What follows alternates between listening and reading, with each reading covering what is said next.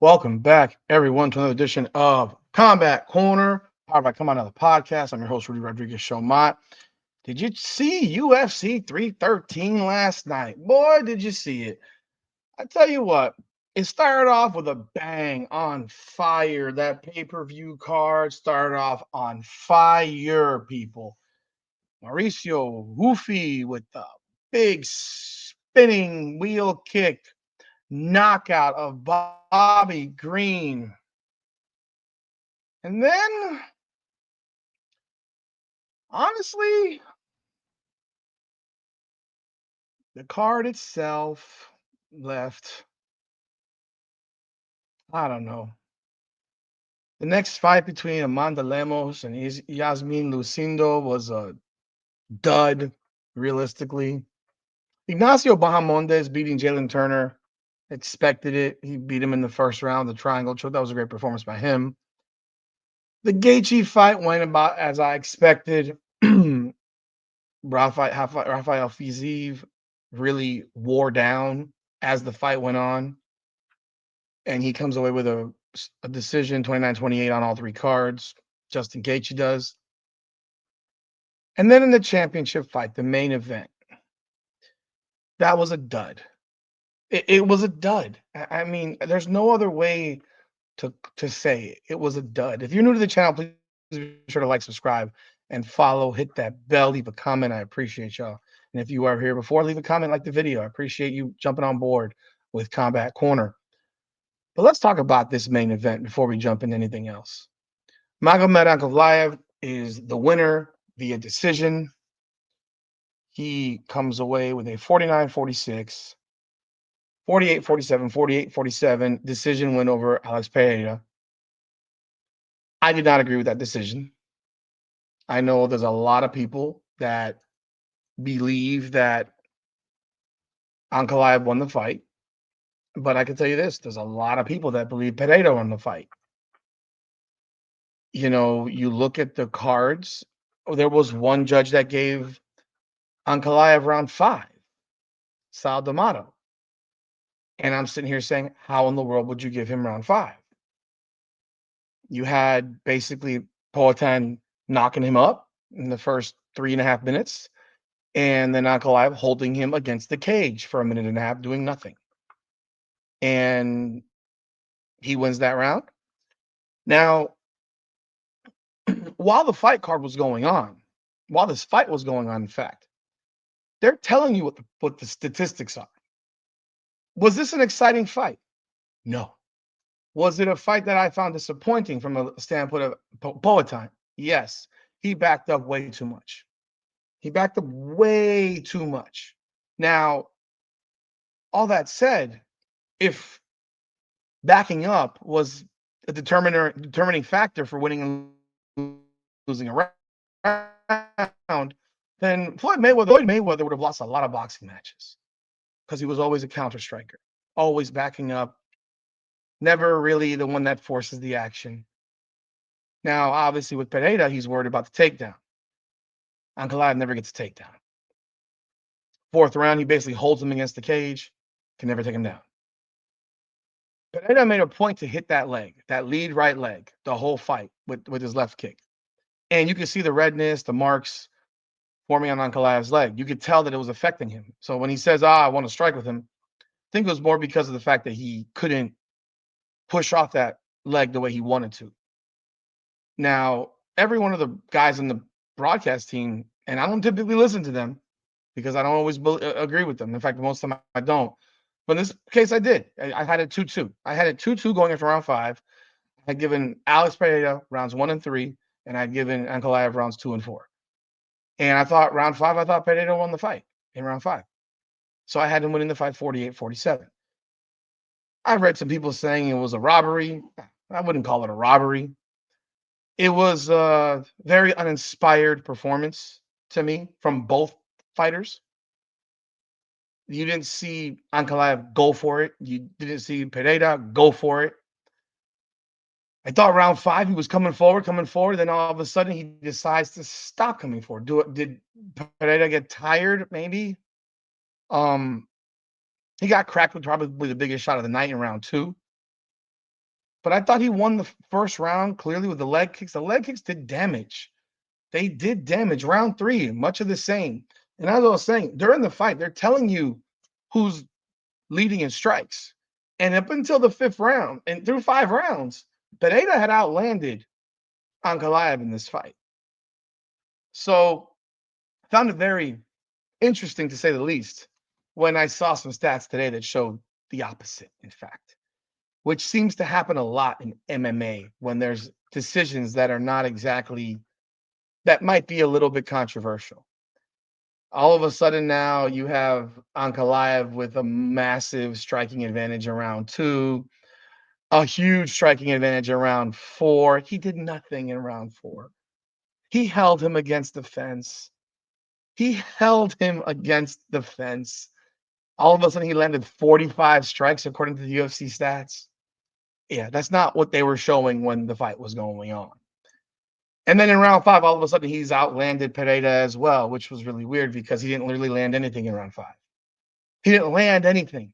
If you're giving this man credit for bullshit standing against the cage, where he's just tapping and holding, it's a little bit it's disingenuous, because I know when I'm watching this broadcast, I know what was being said, what was shown, and I know that it changed today.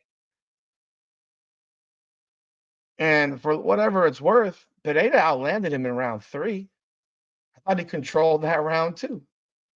I thought he controlled the action in round 2. I mean, not round 2, round 3. I thought Pereira controlled the action in round 3. I thought the rounds were clear. 1, 3, and 5, and 2 and 4. Thought they were clear. When Bruce Buffer read 49-46, I knew that Ankalaev had won the fight. I knew it, because there was no way in the world that Pereira had won 4 rounds. There was none. There was no way, because I thought rounds 2 and 4 were clear Ankalaev rounds. And when they announced that, I was like, wow. 49-46? Wow. Interesting. Nonetheless, Ankalaev is new champion. And if you look at, there's all kinds of different websites. Let's see here. If you look at MMAdecisions.com, you got 1, 2, 3, 4, 5, 6, 7, 8, 9, 10, 11 people who had it for Ankalaev, 48-47. You had one who had it a draw. I don't know how that's even possible. You gave someone a 10-8. Did this guy, Eric Richter, really give, from the New York Post, really give Ankalaev a 10-8 round in round 4? Like, that's asinine. Holding someone against the cage. This is why some people should never judge fights.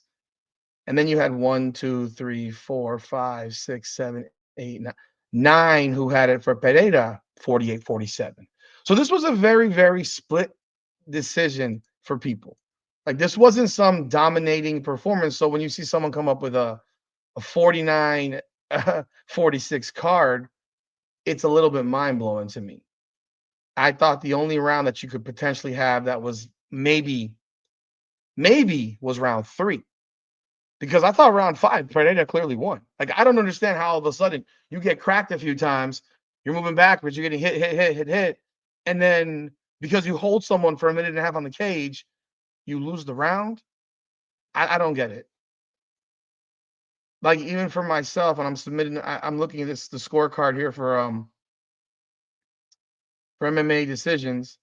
58% gave it to Ankalaev, 39.8 gave it to Pereira. But the funny thing is while the final scoring, 58% gave it to Pereira, 39.8 gave it to Ankalaev. And if you look at the rounds 1, 95.9% for Pereira. Round 2, 97.6% for Ankalaev. It's over 1,400 scores submitted. Round 3, Pereira, 63.7%. Round 4, Ankalaev, 96.4%. Round 5, Pereira, 79.9%. This is what the people who are watching thought. This is what I thought. This seems to be what Joe Rogan, Daniel Cormier, and whoever, and John Anik all seem to think. And in fact, if you look at the fan scoring, 48-47 was the score for 57% of the cards on MMA decisions. I will say this. I did a poll on my own Instagram, and I had one guy tell me I was out of my mind, and I'm fine with that. But I did a poll on it, and I just want to pull up the poll. Um, where's that poll? Maybe I have to look at that on my phone.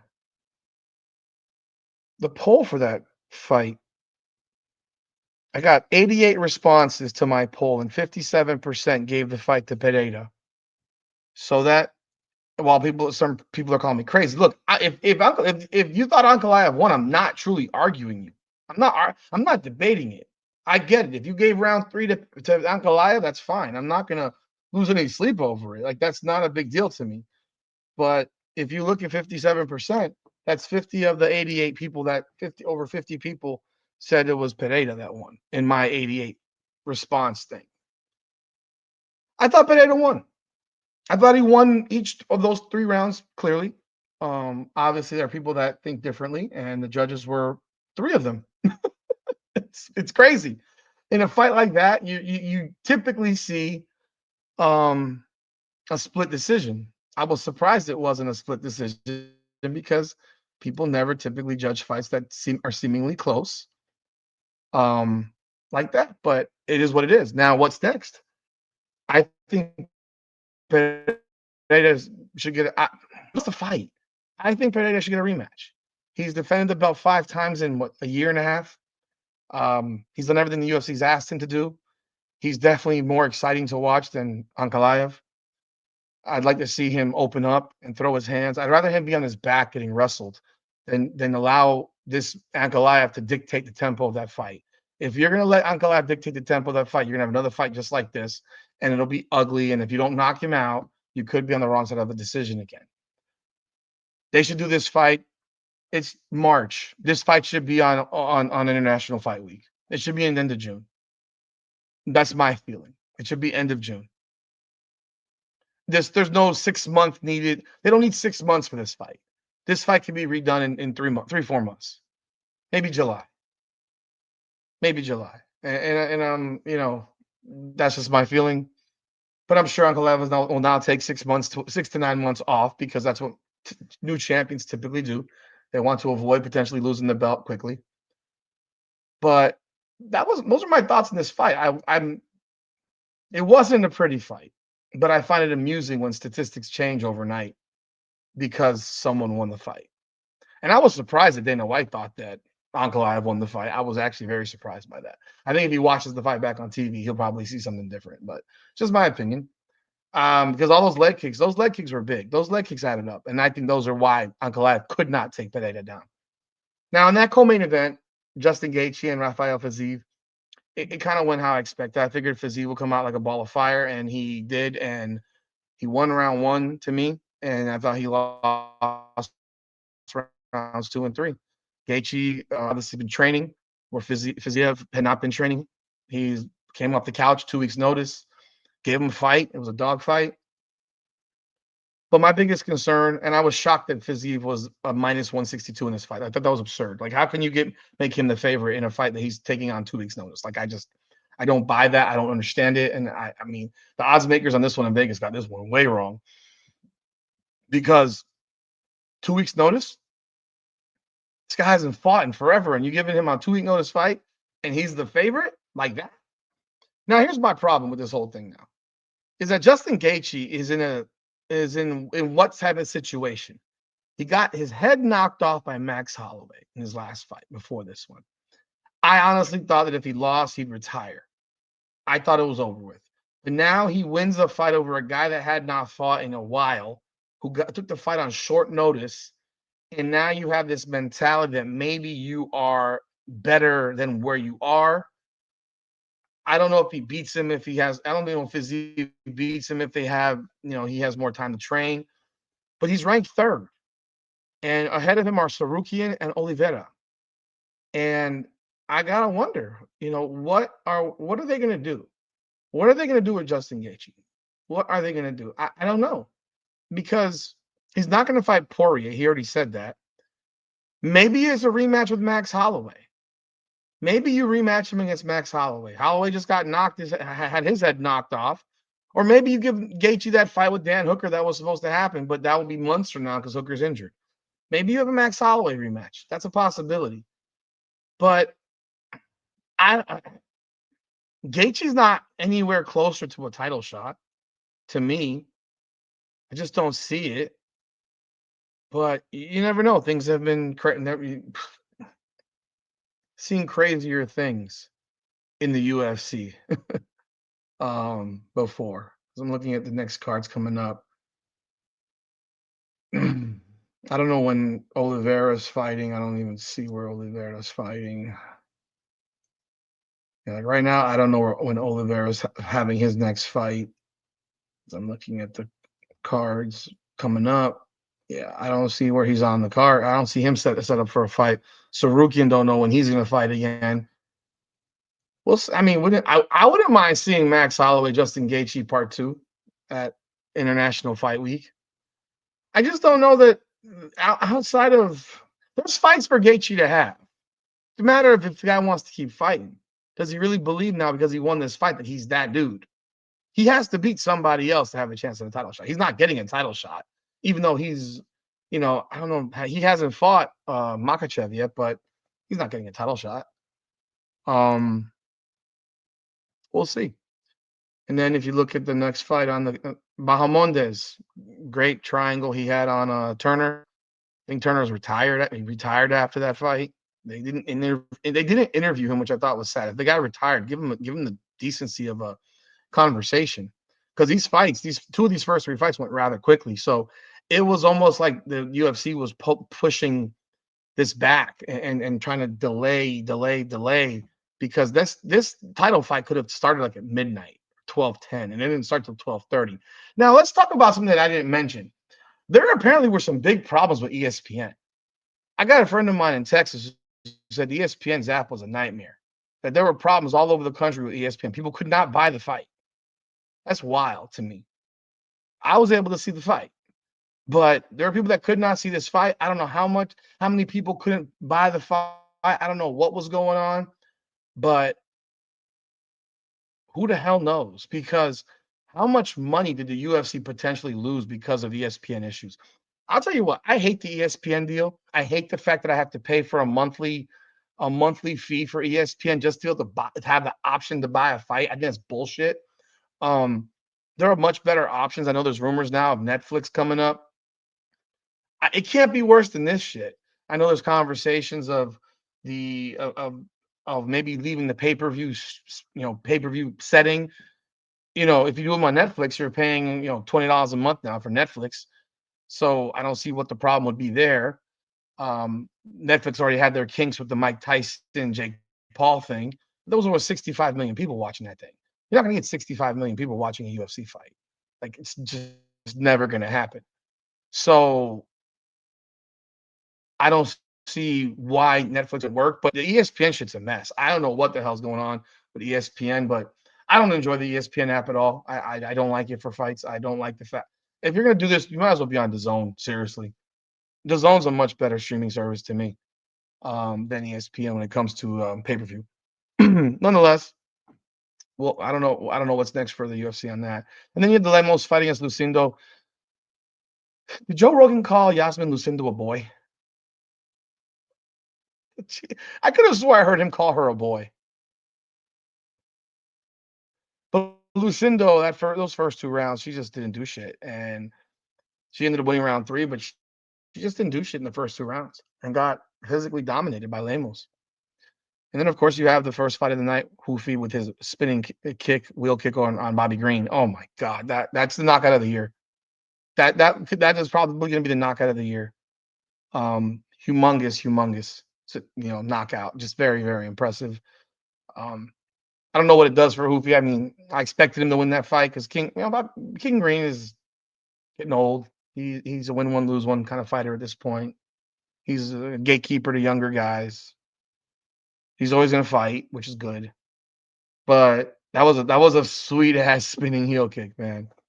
You had 2 fights that fell off right the day of the day of the card yesterday, which is crazy.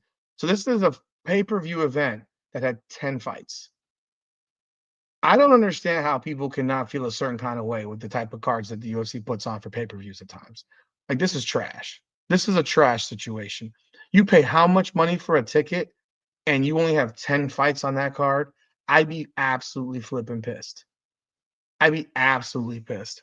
Um, but you have a UFC 314 is coming up next month in Miami. I have not bought tickets yet. I am back and forth on the fence on it. I can tell you right now, there are still plenty of tickets available. I am probably not going to buy a ticket until we get closer because I have a feeling the tickets are going to plummet in price. This is not the type of card that you bring down to Miami. I think the UFC's made a massive mistake with this type of card with Volkanovski, Lopez, and the co-main events Chandler and Pimlet. Now, this Mitchell Silva fight has gotten people excited now because Silva did a lot of shit talking in this press conference. Yair Rodriguez versus Pitbull. I mean, Neal versus Prates. I just this card itself is not anything woo-hoo to go crazy about. I think this Reyes Krylov fight's a good fight. I'm just going through the card and I'm not jumping for joy. Not for how much they want to charge. Not for how much they want to charge. And I have a hard time spending $1,000 a ticket to go to this card. Like right now, I'm looking at Ticketmaster right now, and there are a truck load of seats available. Like a ton of them. There are sections open. I mean, there's seats everywhere. Right now, you can get in right now for 450 in the upper deck. You know, I have a feeling these tickets are going to drop. I just can't see them going for this type of money. I just can't see it. I think they're going to drop, and I think they'll be much cheaper on the secondary market because there's going to be a lot of seats still available.